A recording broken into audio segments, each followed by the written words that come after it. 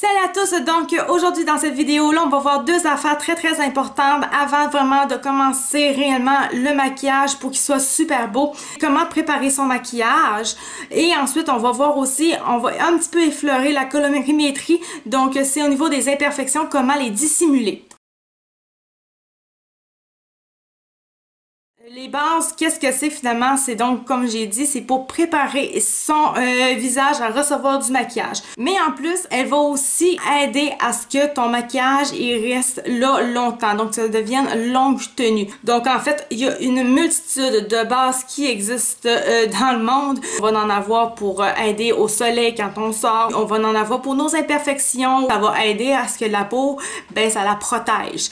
Donc maintenant, comment faire pour choisir à travers tous ces types-là de base, en fait, ça va vraiment selon, en fait, nos besoins, qu'est-ce qu'on veut, on se connaît, on se regarde dans le miroir, on se dit, bon, ben moi, il y a des journées où est-ce que je suis plus rouge, il y a d'autres journées où est-ce que j'ai envie d'avoir un maquillage qui va faire un peu plus même brillant, donc rendu là, je vais acheter une base en conséquent de mes désirs, qu'est-ce que je veux avoir dans la journée, simplement.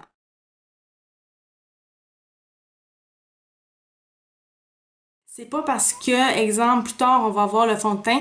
Moi, j'ai un type de fond de teint que j'aime beaucoup. Ben, il y en a que ça fonctionne pas sur leur peau. Donc, il y a des fonds de teint qui coûtent 60 $ et plus.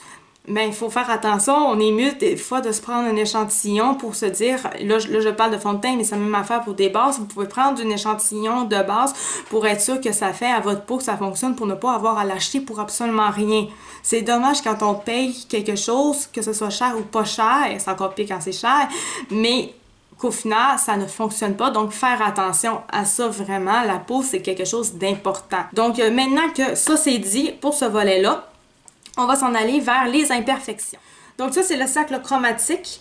Donc rendu là, c'est avec ça qu'on peut s'aider au niveau de nos corrections de couleurs, comme ça va nous aider en fait partout dans le maquillage. Si on commence à jouer avec des couleurs, c'est vraiment un outil indispensable. Franchement, il faut connaître nos couleurs. Si vous avez, je sais pas moi, vos cernes sont violacées, comment faire pour casser ça?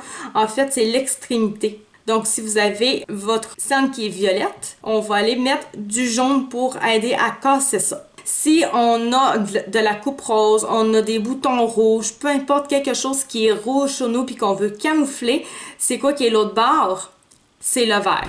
Donc, on va utiliser le vert pour aller casser notre problème de rougeur. Ensuite, si on a des problèmes avec le bleu, donc si on a encore des cernes bleues, si on voit des veines qui sont bleues, peu importe, ça va être avec du orange, vous l'aurez deviné rendu là. Donc, comme j'ai dit, j'ai pas mis ma base, il faut que je mette ma base, donc je veux vraiment que mon maquillage soit beau, j'ai des rougeurs, je n'en veux plus et tout. Donc, si je me fie au cercle chromatique de tout à l'heure, c'est quoi il faut que j'utilise? Le vert. Donc, dans le fond, je vais vraiment en mettre partout. J'en mets sur mes deux joues, j'en mets dans mon front, sur mon nez, très important parce que mon nez, il en ressort toujours. Partout. Sur mon menton, en haut ici, entre mon nez et ma lèvre d'en haut. Je vais aussi aller en mettre dans mon cou parce que, en fait, le cou aussi va en recevoir du maquillage. Et j'ai dit c'est pour préparer la peau au maquillage.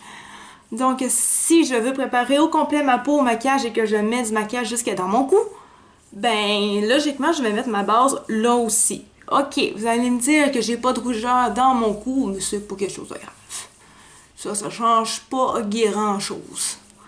Je pourrais me mettre une autre base, mais c'est pas l'obligation non plus. Faut faire attention aussi que quand on l'applique, faut pas faire comme ça. C'est de l'autre bord parce qu'en fait, si on fait comme ça, ben ça va étirer notre peau vers le bas, fait que ça aidera pas en vieillissant à nos rides. En vieillissant, notre peau va toujours descendre. Puis là, ce qu'on veut, c'est pas qu'elle descende.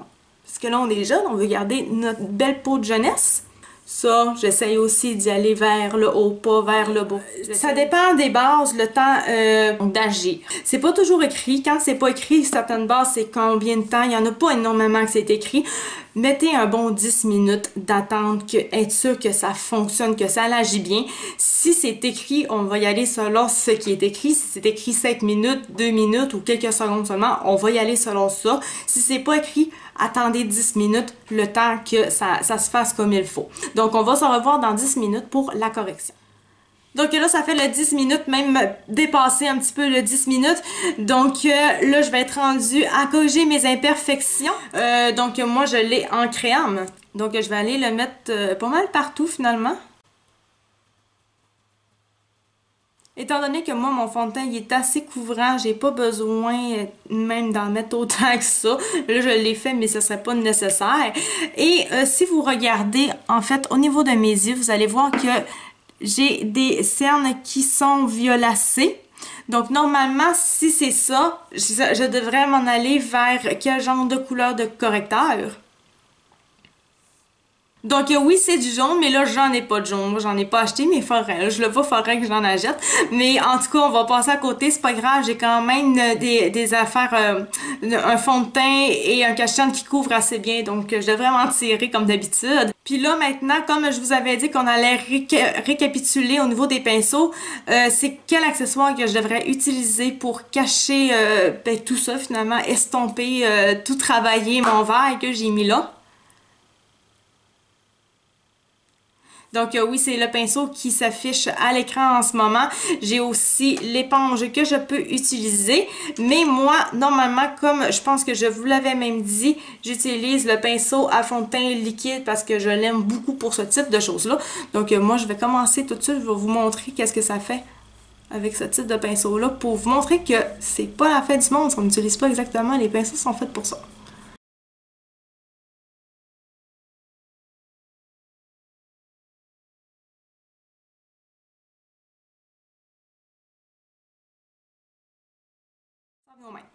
Donc voilà, donc pour ce qui est des bases et des imperfections, le cours est terminé, cette vidéo-là. Donc on va maintenant passer à la prochaine vidéo qui vise, en fait, c'est le fond de teint et ça va aussi aller avec les cache-cernes.